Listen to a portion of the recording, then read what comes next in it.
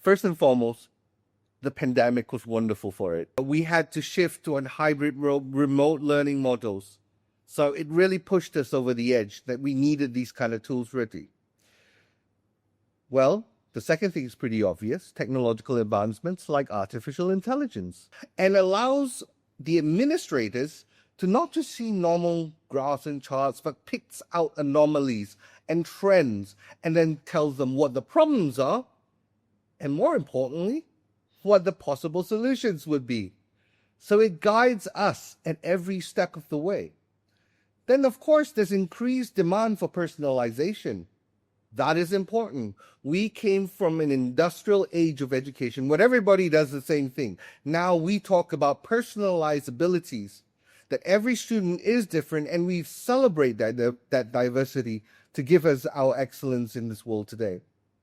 Then, of course, the biggest language in Asia, cost efficiency and accessibility.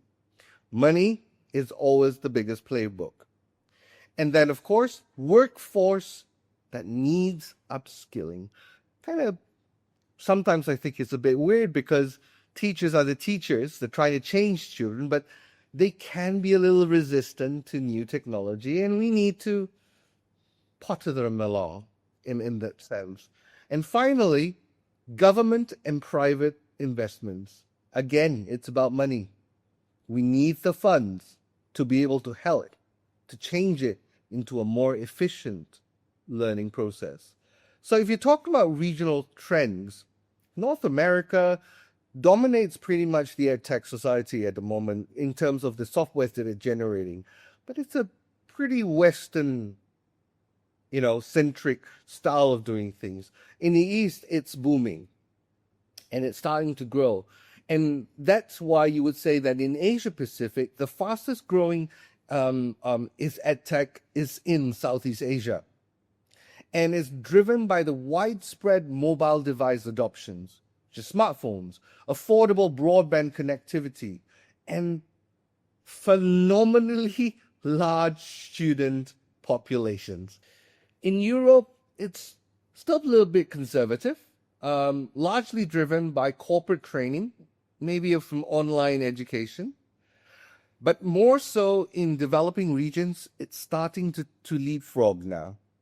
And these areas are like, India and Seychelles and Papua New Guinea, and all these areas are really starting to pop up because of the adoptions of those materials.